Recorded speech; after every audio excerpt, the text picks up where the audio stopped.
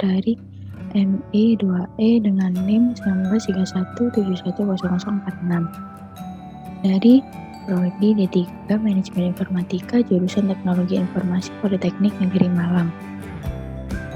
Di sini saya akan mempresentasikan tentang analisis nilai hasil atau earned value analysis terhadap pengendalian biaya dan waktu pembangunan gedung dengan studi kasus pembangunan gedung tipe B, Gedung Wanita Kali Bokor.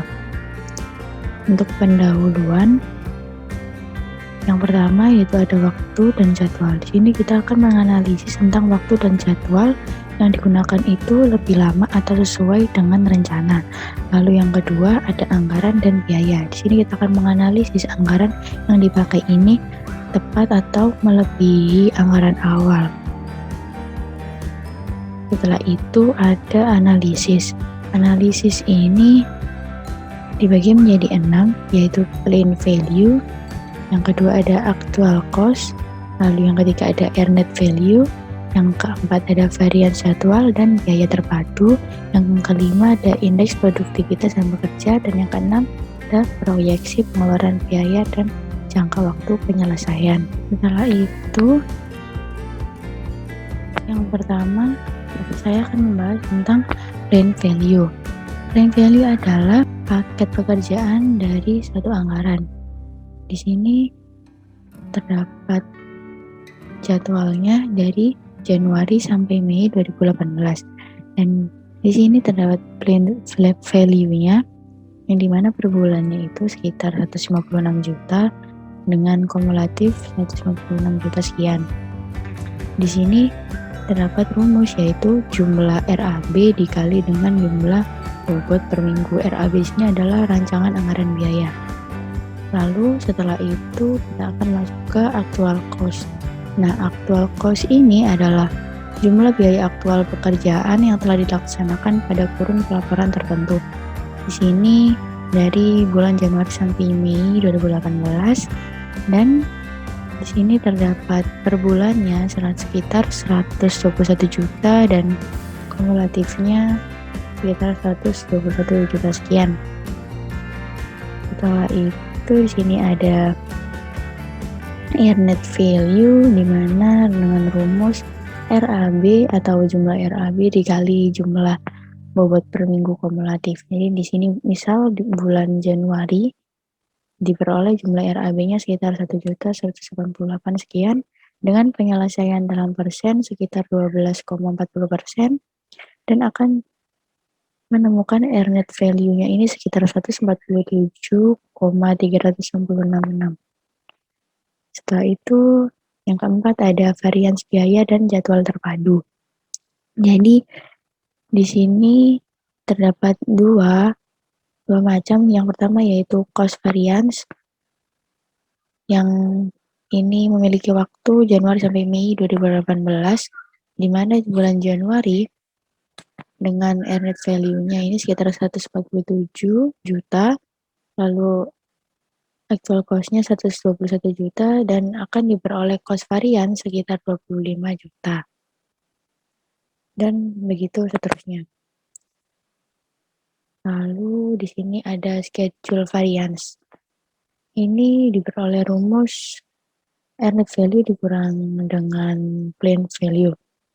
Dengan bulan Januari sampai Mei 2018. Ini misal Januari earned value-nya sekitar 147 juta, kemudian plain value-nya sekitar 156 juta, dan akan diperoleh schedule variance-nya sekitar minus 9 juta. Lalu di sini yang kelima ada indeks produktivitas dan bekerja. Dibagi menjadi dua, yang pertama ada CPI atau Cost Performance Index dengan rumus earned value dikurangi actual cost. Dengan misal bulan Januari sekitar earned value-nya ini sekitar 147 juta, lalu actual cost-nya 121 juta, dan akan diperoleh CPI sekitar 1,21 sekian. Setelah itu yang kedua ada SPI atau Schedule Performance Index dengan rumus earned value dibagi plain value.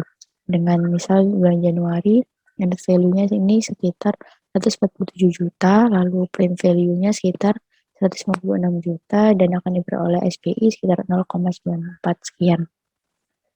Lalu yang terakhir ada proyeksi pengeluaran biaya dan jangka waktu penyelesaian.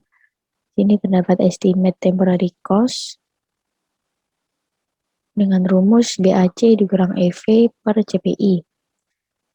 Dan di sini masih sama bulan Januari sampai Mei 2018. Dengan misal di bulan Januari BAC-nya ini diperoleh sekitar 1,198, lalu EV-nya ini sekitar 147 juta dengan CPI-nya 1,21, lalu akan diperoleh ETC sekitar 857 juta sekian.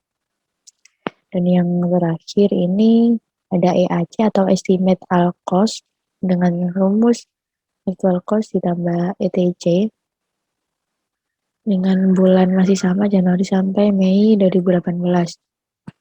Dengan contoh Januari misal AC-nya ini diperoleh 121 juta sekian, lalu ETC-nya 850 juta sekian, lalu akan ditambah menjadi EAC sekitar 979